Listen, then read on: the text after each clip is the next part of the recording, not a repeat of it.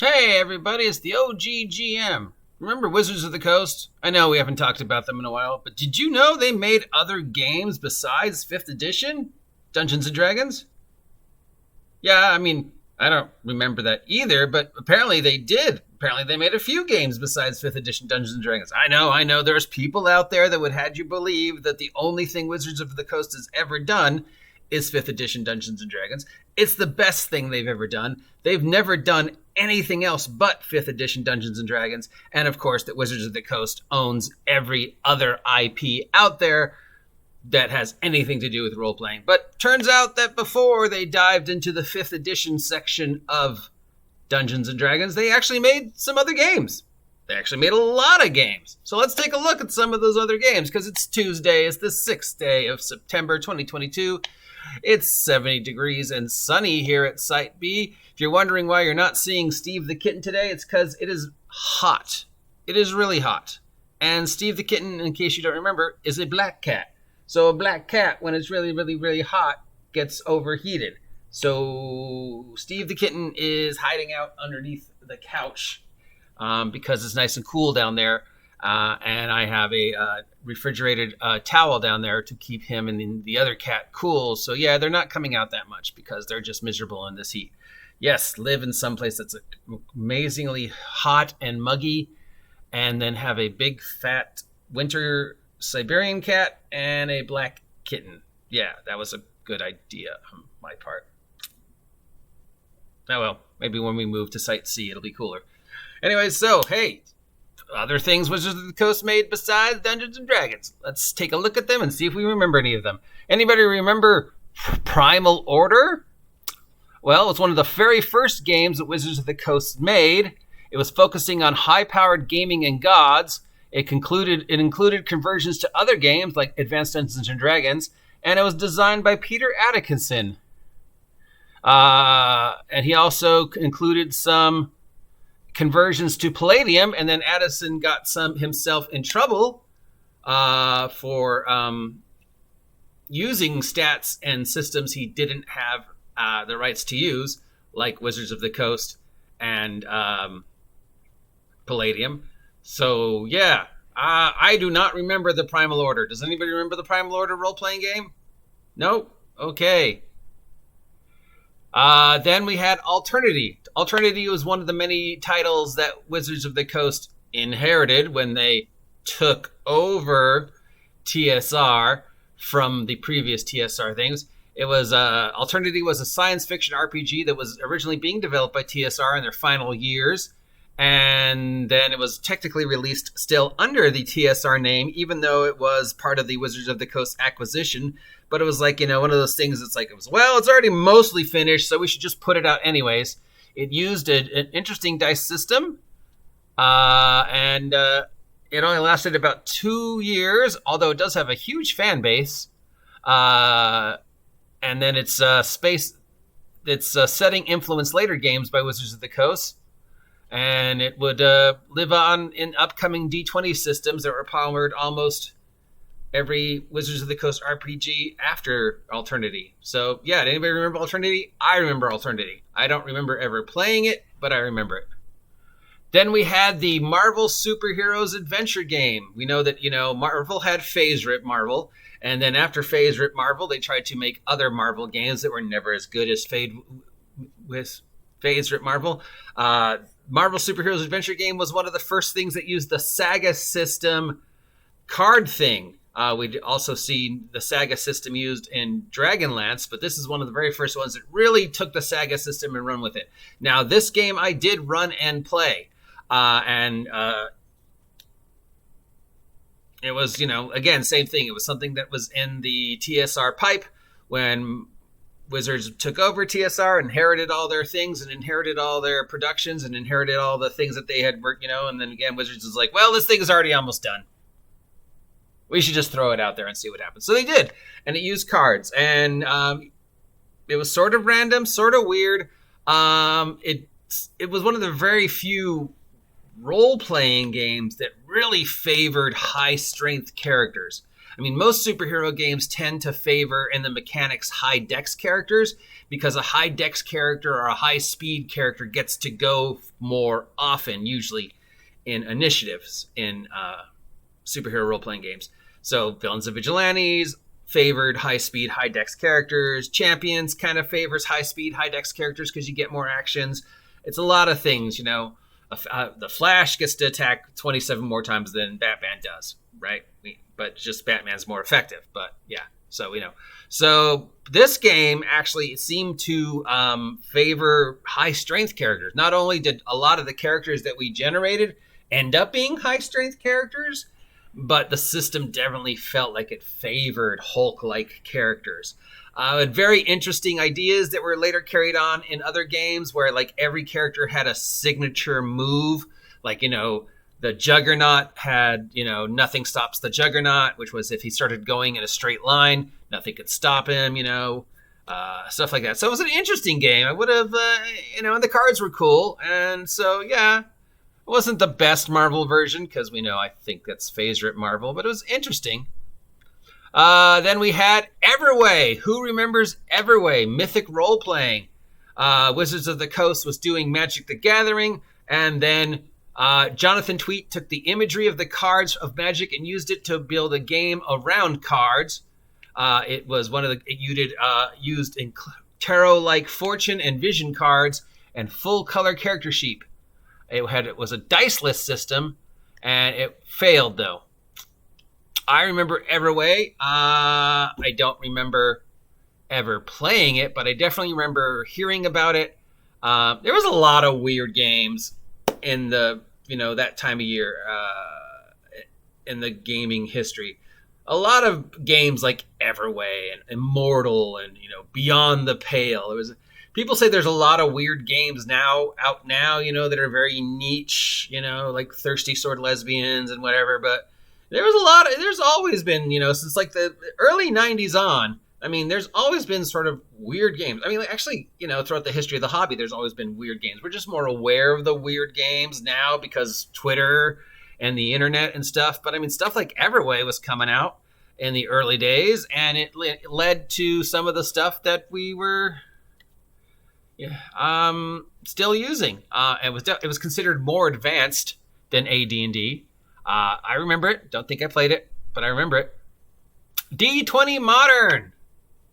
Come on, you guys remember D20 Modern? Yes, it was a modified versions of Dungeons and Dragons that used the D20 Modern system.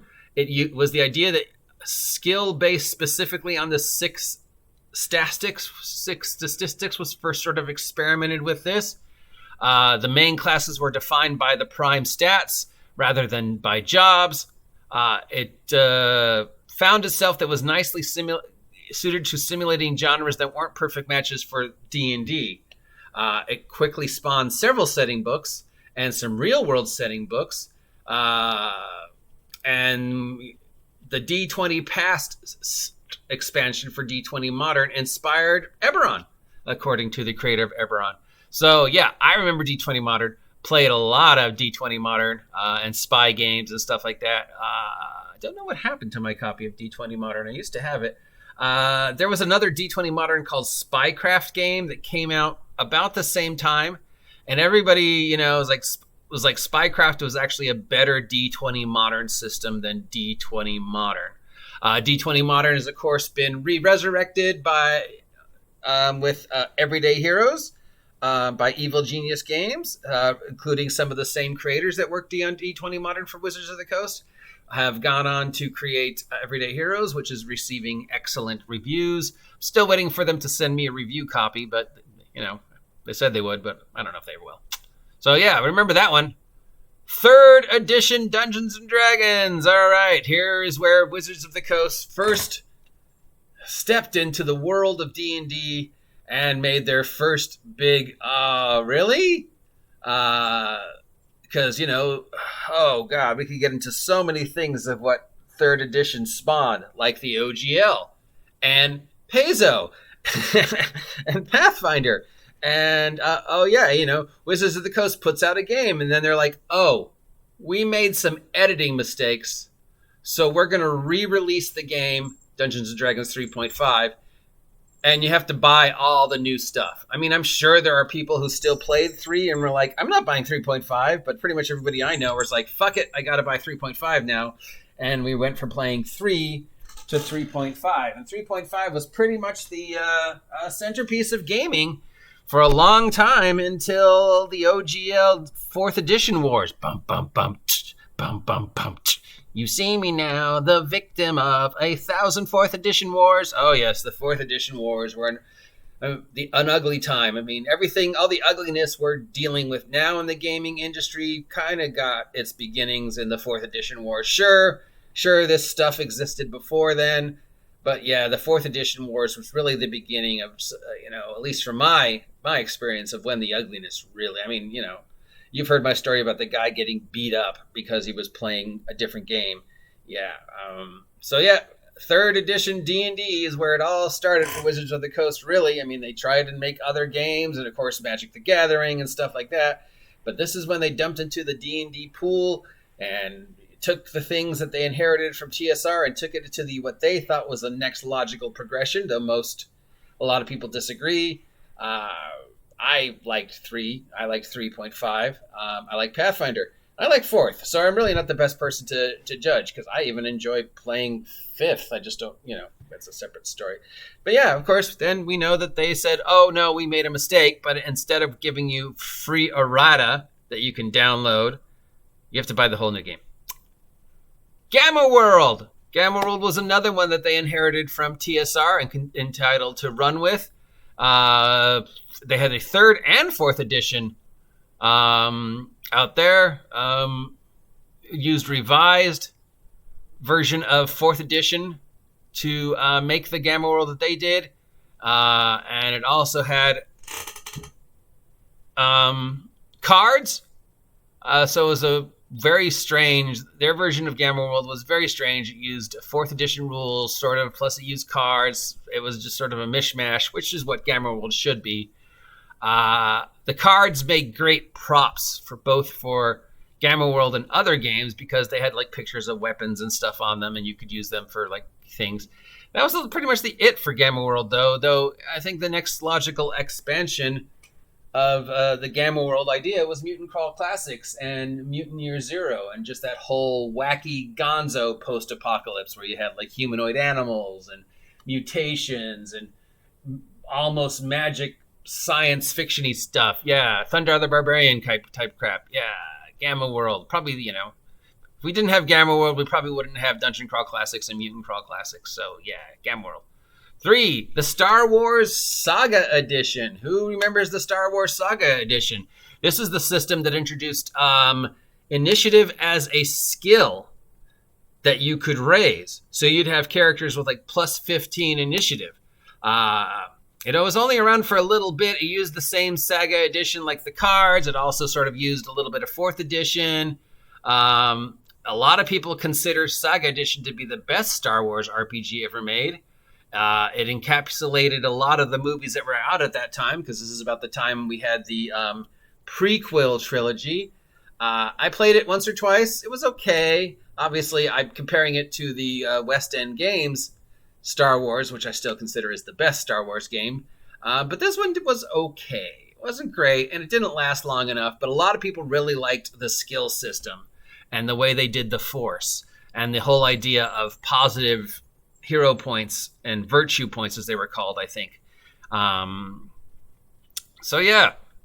Number 2, Ars Magica. Who remembers when Wizards of the Coast put out Ars Magica? Ars Magica, one of the most influential role-playing games ever designed, considered by many to be one of the best fantasy games. If you've ever seen the movie Dragon Slayer is the Ars Magica movie. Wizards of the Coast got their hands on the 3rd edition. It was brief, and it has got a huge reputation. It's considered one of the most notable games ever made by Wizards of the Coast. Many game designers today consider Ars Magica as a major influence, including myself. Ars Magica, brilliant, beautiful game.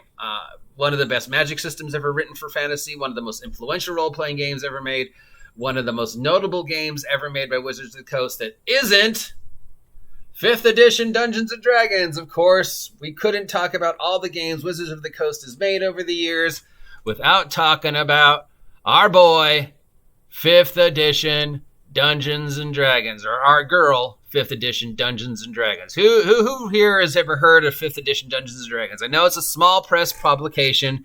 A lot of people haven't ever heard of it or played it, but it's out there. And, oh boy, yes. The things we could say about 5th edition. Because especially since I actually like 5th edition and enjoy playing and running 5th edition, I just don't, like a lot of people don't think it's Dungeons & Dragons. But that said, 5th edition is great. It's just, as long as Wizards of the Coast doesn't do anything else with 5th edition and let third-party people do stuff with their 5th edition is fine. I like the system.